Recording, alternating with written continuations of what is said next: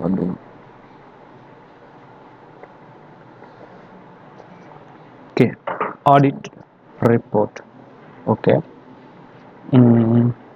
இப்போ ஆடிட் ரிப்போர்ட்டில் என்னென்ன பார்க்க போகிறோம்னா, what is audit report and what is the contents of the audit reports. Okay okay signature, place of signature, etc. Okay, and what are the options of unqualified report na enna, modified report na enna. Okay, அப்புறம் unmodified ரிப்போர்ட்டில் என்னென்னலாம் வரும், கீழே 2 options எக்ஸஸாக வரும். அது matters, emphasis of matters, other matters, paragraph in audit report. Okay, இப்போ audit opinion வந்து சேஞ்ச் ஆச்சுன்னா என்னென்ன ஒப்பீனியன்லாம் வந்து ஆடிட்டர் கொடுப்பாங்க அப்படின்னு சொல்லிட்டு பார்ப்போம்.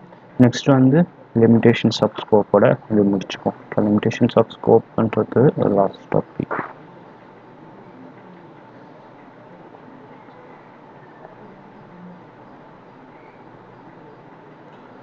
Okay, first audit report. Audit report should be clear, specific, complete. ஒரு டெஃபினேஷன் பார்த்துக்கிட்டா,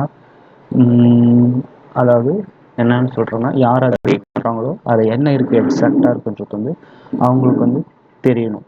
ஏன்னா இப்போ இஃப் ஆடிட்டர் வந்து ஒரு லீகல் ஜுடிஷியலாக அவங்கள வந்து கோர்ட்டில் நிறுத்த வைக்கலாம்.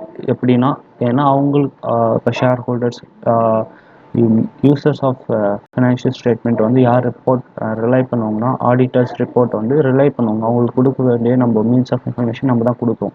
In case if financial statement is materially misstated and if we are giving the qualified opinion, ஒரு நல்ல அன்குவாலிஃபைடு ஒப்பீனியன் கொடுத்தனா, ஆஸ் நம்ம ரிப்போர்ட்டுக்கு நம்ம வந்து ரெஸ்பான்சிபிலிட்டி எடுத்துக்கிறதுனால அது வந்து ஒரு கரெக்டான இன்ஃபர்மேஷன் கொடுக்கும். தப்பான இன்ஃபர்மேஷன் கொடுத்தா நம்ம வந்து நம்ம வந்து ஜுடிஷியலி வந்து நம்மளை ஹெல்ப் பண்ணுவாங்க, நம்ம டியூட்டி வந்து சரியாக பண்ணலை அப்படின்னு சொல்லிட்டு ப்ரொஃபஷ்னல் நெக்லிஜென்ஸ்னு சொல்லுவாங்க. ஓகேவா? ஓகே, ஃபஸ்ட்டு ஒரு ஆடிட்டர் வந்து ஒப்பீனியன் கொடுக்கணுன்னா ஃபஸ்ட்டு என்ன பண்ணணும், review and assess the conclusions. ஓகேவா? ஒரு ஆடிட் எவிடன்ஸ் வந்து அப்டைன் பண்ணியிருப்பாங்க, ஆடிட் ப்ரொசீஜர்ஸ் எடிட் பண்ணி ஆடிட் எவிடன்ஸ் அப்டைன் பண்ணியிருப்பாங்க. அதுக்கடுத்து அந்த எவிடன்ஸஸ்லாம் வந்து ஒரு கன்க்ளூஷன் வந்து ட்ரா பண்ணுவாங்க. ஓகேவா? அந்த கன்க்ளூஷன்ஸ் வச்சு ஒப்பீனியன் வந்து ரிப்போர்ட், ஆடிட் ஒப்பீனியன் வந்து ஆடிட்டர் கொடுப்பாங்கன்னு வச்சுக்கோங்க. அப்புறம் வந்து நம்ம ரிவ்யூ அண்டு அசஸ்ன்னு சொல்கிறோம்ல, அது என்னென்னலாம் இருக்குன்னா, அந்த ஃபினான்ஷியல் ஸ்டேட்மெண்ட்லாம் வந்து acceptable financial reporting framework படி அதை வந்து பண்ணியிருக்காங்களா, மேனேஜ்மெண்ட் வந்து பண்ணி கொடுத்துருக்காங்களா. அதுக்கடுத்து வந்து comply with the relevant regularity requirements. அதுக்கடுத்து வந்து வேறு ஏதாச்சும் ரெகுலேட்டரி ரெக்குயர்மெண்ட்ஸ் இருந்துச்சுன்னா அதையும் வந்து மேனேஜ்மெண்ட் கம்ப்ளை பண்ணி அந்த ஃபினான்ஷியல் ஸ்டேட்மெண்ட் வந்து ப்ரிப்பேர் பண்ணியிருக்காங்களா. அப்புறம் வந்து சொல்லணும், ஃபஸ்ட்டு இம்பார்ட்டண்ட்டான இன்னொரு விஷயம் என்னென்னா, ஆடிட் ஸ்டேட்மெண்ட் வந்து must be a clear written expression of opinion. ரிட்டனில் இருக்கணும் ஒப்பீனியன். ஓகேவா? Okay, what are the contents, basic elements of next டாப்பிக்கில் போகிறோம். இந்த டாபிக் ஒரு இம்பார்ட்டண்ட்டான டாபிக். Basic elements of auditors reports. Standards on auditing 700 என்ன சொல்லு, forming and opinion and reporting on financial statements. இந்த எஸ்ஏ என்ன சொல்லுதுன்னா, இந்த ஃபாலோயிங் எலிமெண்ட்ஸ்லாம் வந்து ஒரு ஆடிட்டர் ரிப்போர்ட்டில் வந்து கன்ஃபார்மாக இருக்கணும். Okay, first one is title. நம்ம ஆடிட் ரிப்போர்ட் வந்து is and report of an independent auditor அப்படின்னு சொல்லிட்டு ஒரு டைட்டில் கொடுத்துருக்கோம். செகண்ட் ஒன் வந்து அட்ரஸி, யாருக்காக அந்த ஆடிட் ரிப்போர்ட் வந்து கொடுக்குறோம், அது வந்து அந்த என்கேஜ்மெண்ட், இப்போ ஆடிட் என்கேஜ்மெண்ட் ஏற்ற மாதிரி அந்த சர்க்கம்ஸ்டன்சஸ்க்கு ஏற்ற மாதிரி அதை வந்து ஆடிட் ரிப்போர்ட்டில் இன்க்ளூட் பண்ணணும். ஓகேவா? அப்புறம் ஆடிட் ரிப்போர்ட்டில் வந்து ஒரு இன்ட்ரோடக்டரி பேராகிராஃப் என்னென்னலாம் வந்து ஒரு ஸ்டார்டிங்கில் கொடுக்கணும். இன்ட்ரோடக்டரி பேராகிராஃபில் வாங்கணும், ஹூஸ் என்டிட்டி, யார் எந்த என்டிட்டியோட ஃபினான்ஷியல் ஸ்டேட்மெண்ட் வந்து ஆடிட் பண்ணியிருக்கிறோம். அப்புறம் வந்து has, we have to state நாங்கள் இந்த ஃபினான்ஷியல் ஸ்டேட்மெண்ட் வந்து ஆடிட் பண்ணி முடிச்சிருக்கிறோம். அதுக்கடுத்து வந்து அந்த ஃபினான்ஷியல் ஸ்டேட்மெண்ட்டில் என்னென்ன டைட்டில்ஸ்லாம் இருக்குது, அதாவது என்னென்ன ஸ்டேட்மெண்ட்ஸ்லாம் இருக்குது அதெல்லாம் வந்து ஒரு சொல்லணும், ஐடென்டிஃபை பண்ணி அந்த இன்ட்ரோடக்டிவ் பேராகிராஃபில் சொல்லணும். அதுக்கடுத்து என்னென்ன பாலிசிஸ்லாம் சம்மரி கொடுத்துருக்கோம், என்னென்ன பாலிசிஸ்லாம் வந்து ஃபாலோ பண்ணியிருக்காங்க. அதுக்கடுத்து வேறு ஏதாச்சும் இன்ஃபர்மேஷன், எக்ஸ்பிளனேட்டரி இன்ஃபர்மேஷன்ஸ் இருந்துச்சுன்னா ஒரு இன்ட்ரோடக்டிவ் பேராகிராஃபில் சொல்லணும். அதுக்கடுத்து அந்த ஆடிட்டட் ஸ்டேட்மெண்ட் வந்து என்ன டேட் அண்ட் பீரியட், எந்த பீரியடில் இருக்குன்னு சொல்லிட்டு எக்ஸ்பிளைன் பண்ணணும். சப்போஸ் ஒரு எக்ஸாம்பிள் சொல்கிறோம் பார்த்தீங்களா, ஒரு ஏபிசி லிமிட்டடோட ஆடிட் பண்ண போகிறோம். அந்த ஆடிட் ஸ்டேட்மெண்ட், ஃபினான்ஷியல் ஸ்டேட்மெண்ட்லாம் ஆடிட் பண்ணியாச்சு.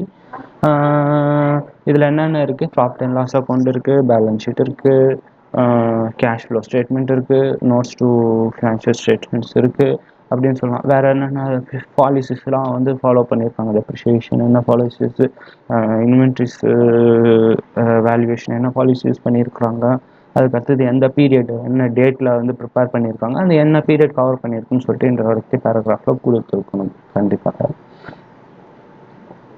நெக்ஸ்ட் ஒன், ஃபோர்த்தாக என்ன கண்டென்ட் இருக்குன்னு கேட்டிங்கன்னா, மேனேஜ்மெண்ட்ஸ் ரெஸ்பான்சிபிலிட்டி. இந்த ஆடிட் ரிப்போர்ட்டில் இந்த ஃபினான்ஷியல் ஸ்டேட்மெண்ட்டுக்கும் மேனேஜ்மெண்ட்டுக்கு, ஃபினான்ஷியல் ஸ்டேட்மெண்ட்டை பொறுத்த வரையில் மேனேஜ்மெண்ட்டோட ரெஸ்பான்சிபிலிட்டி வந்து என்ன அப்படின்னு சொல்லிட்டு ஒரு ஹெட்டிங் இருக்கணும்.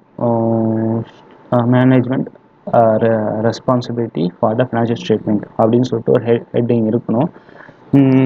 அதில் ஓகேவா, management responsibility for the financial statement சொல்லிட்டு ஹெட்டிங் இருக்கணும். அதுக்கடுத்து என்ன பண்ணணும், அவங்களோட ரெஸ்பான்சிபிலிட்டி என்ன அப்படின்னு சொல்லிட்டு டிஸ்கிரைப் பண்ணியிருக்கணும். That they are responsible for the presentation of financial statement அப்படின்னு சொல்லிட்டு ஒரு இது பண்ணியிருக்கணும்.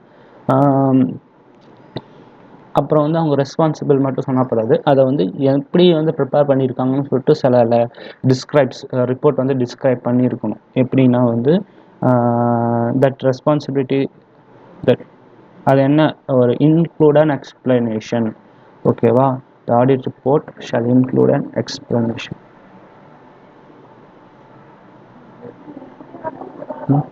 அது ஃபஸ்ட்டு ஒரு விஷயம், டேர்ம்ஸ் ஆஃப் ஆடிட் என்கேஜ்மெண்ட். ஒரு ஆடிட் என்கேஜ்மெண்ட் நம்ம எடுக்கக்குள்ள அது உங்களோட மேனேஜ்மெண்ட்டோட ரெஸ்பான்சிபிலிட்டி என்னன்னு சொல்லிட்டு அதில் இருக்கும். அப்போ அதில் இருக்கிறதெல்லாம் வந்து இங்கே டிஸ்கிரைப் பண்ணணும். அப்புறம் வந்து அதை டிஸ்கிரைப் பண்ணி முடிச்சதுக்கப்புறம் அதில் வந்து இன்னொரு எக்ஸ்பிளனேஷன் இருக்கணும்.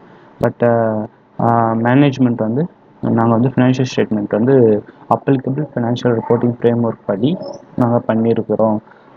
அது எப்படின்னா, டிசைன்லேருந்து இம்ப்ளிமெண்டேஷன்லேருந்து மெயின்டெனன்ஸ் ஆஃப் இன்டர்னல் கண்ட்ரோல் எல்லாத்தையும் வந்து அதுபடி நாங்கள் ப்ரிப்பேர் பண்ணியிருக்கோம். Which are free from material misstatement. Material மிஸ்டேட்மெண்ட்லாம் எதுவுமே இல்லை அப்படின்னு சொல்லிட்டு ஒரு டிஸ்கிரிப்ஷன் இருக்கணும். Material misstatement means due to fraud or error படி எதுவுமே இல்லைன்னு சொல்லிட்டு அவங்க ஒரு கிளியர் டிஸ்கிரிப்ஷன் வந்து அதில் மேனேஜ்மெண்ட் ரெப்ரசன்டேஷன் வந்து இருக்கணும்.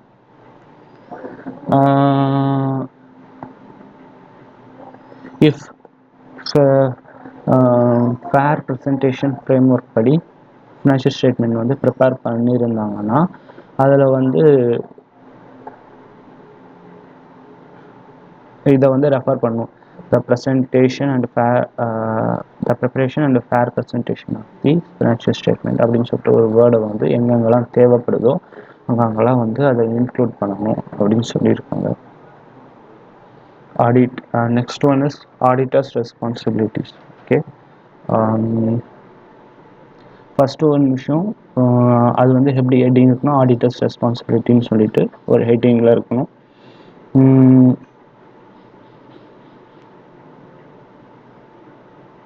அதில் ஃபஸ்ட்டு அவங்களோட ரெஸ்பான்சிபிலிட்டி என்னன்னு சொல்லிட்டு என்ன பண்ணணும்னா, to express an opinion on the financial statement. Financial ஸ்டேட்மெண்ட்டில் ஒப்பீனியன் கொடுக்கறது தான் ஃபஸ்ட்டு ஒரு ரெஸ்பான்சிபிலிட்டின்னு சொல்லிட்டு எக்ஸ்ப்ரெஸ் பண்ணணும். அப்புறம் வந்து என்ன பண்ணணும்னா, ஸ்டாண்டர்ட்ஸ் ஆன் ஆடிட்டிங் படி நாங்கள் வந்து ஃபினான்ஷியல் ஸ்டேட்மெண்ட்டை issued by the institute of chartered accountants of India, அது அவங்க இஷ்யூ பண்ண ஸ்டாண்டர்ட்ஸ் ஆன் ஆடிட்டிங் படி ஃபினான்ஷியல் ஸ்டேட்மெண்ட் வந்து நாங்கள் ஆடிட் பண்ணியிருக்கோம், ஆடிட் வந்து கண்டக்ட் பண்ணியிருக்கோம். ம், அப்புறம் வந்து ஒரு என்னென்ன எஸ்ஏலாம் வந்து நீங்கள் இந்த பாயிண்ட்டில் நீங்கள் ஃபாலோ பண்ணியிருக்கீங்களோ அதெல்லாம் வந்து அவங்க வந்து எக்ஸ்பிளைன் பண்ணணும். என்னென்னா எத்திக்கல் ரெக்குவயர்மெண்ட் நீங்கள் வந்து கம்ப்ளை பண்ணக்குள்ள, எத்திக்கல் ரெக்குவயர்மெண்ட் கம்ப்ளை பண்ணக்குள்ள என்னென்ன எஸ்எஸ்லாம் வந்து இன்வால்வ் ஆகிருக்கு. அப்புறம் ஆடிட்டை வந்து பிளான் அண்ட் பர்ஃபார்ம் ஒரு ரீசனபிள் அஷூரன்ஸ் கிடைக்கிறதுக்காக plan and reasonable assurance about that are free from material misstatements, அதுக்காக நாங்கள் பிளான் அண்ட் பர்ஃபார்ம் பண்ணியிருக்கோம். அதை அஃபெக்ட் பண்ணுற எஸ்எஸ்னால் எதுவோ அதை வந்து எக்ஸ்பிளைன் பண்ணியிருக்கணும். அப்புறம் வேறு என்னென்னலாம் வந்து கீழே auditors report shall describe an audit activity.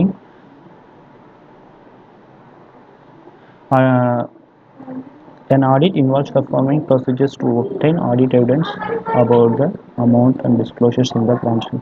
நாங்கள் வந்து என்ன பண்ணோம், ஆடிட் ப்ரொசீஜர்ஸ் வந்து ஆடிட் எவிடன்ஸ் எடுக்கிறதுக்காக பர்ஃபார்ம் பண்ணியிருக்கோம் அப்படின்னு சொல்லிட்டு இது பண்ணணும்.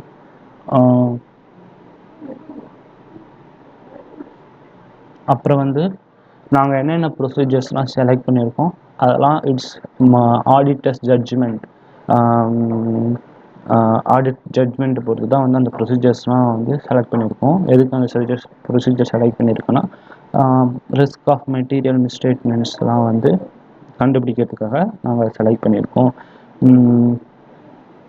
அப்புறம் இன்னொன்று என்னென்னா அந்த ரிஸ்க்கை வந்து ஐடென்டிஃபை பண்ணுறதுக்காக நாங்கள் ரிலவெண்ட் இன்டர்னல் கண்ட்ரோல்ஸை வந்து making those risk assessment auditor considers. நாங்கள் வந்து இன்டர்னல் கண்ட்ரோல்ஸை வந்து கன்சிடர் பண்ணியிருக்கிறோம் அப்படின்னு சொல்லிட்டு இது பண்ணணும், டிஸ்கிரைப் பண்ணணும். பட் ஆனால் என்ன பண்ணணும், நாங்கள் வந்து இந்த இன்டர்னல் கண்ட்ரோல்ஸ்லாம் வந்து கன்சிடர் பண்ணது வந்து அதுக்கு அதோட இன்டர்னல் கண்ட்ரோல்லாம் எஃபெக்டிவ்னஸாக இருக்குது அப்படின்னு சொல்கிறதுக்காக நாங்கள் வந்து ஆடிட் ப்ரொசீஜர்ஸ் வந்து பெர்ஃபார்ம் பண்ணலை அப்படின்னு சொல்லிட்டு ஒரு ஸ்டேட்மெண்ட் வந்து இன்க்ளூட் பண்ணணும். அப்புறம் வந்து சில டைமில் when it is in responsibility of an auditor, internal கண்ட்ரோல்ஸ்லாம் வந்து இன்டர்னல் கண்ட்ரோல் மேலே ஒப்பீனியன் வந்து எக்ஸ்ப்ரெஸ் பண்ணணும் அப்படின்னு சொல்லிட்டு ஒரு ரெஸ்பான்சிபிலிட்டி இருக்கிற சமயத்தில் வந்து நம்ம வந்து அந்த ஸ்டேட்மெண்ட் வந்து ஒமிட் பண்ணிடணும். என்ன ஸ்டேட்மெண்ட்னா, the auditor's consideration of internal control is not for the purpose of expressing opinion or effectiveness of the internal control. அந்த ஸ்டேட்மெண்ட் ஒப்பீனியன் ஒமிட் பண்ணணும். அப்புறம் வந்து இன்னொன்று விஷயம் வந்து இன்க்ளூட் பண்ணணும். என்னென்னா அக்கௌண்டிங் பாலிசிஸ்லாம் வந்து யூஸ் பண்ணியிருக்காங்க. அப்புறம் வந்து அக்கௌண்டிங் எஸ்டிமேட்ஸ்லாம் வந்து ரீசனபிள்னஸ் மேட் எடுத்தது வந்து கரெக்டாக தான் இருக்குது, அதை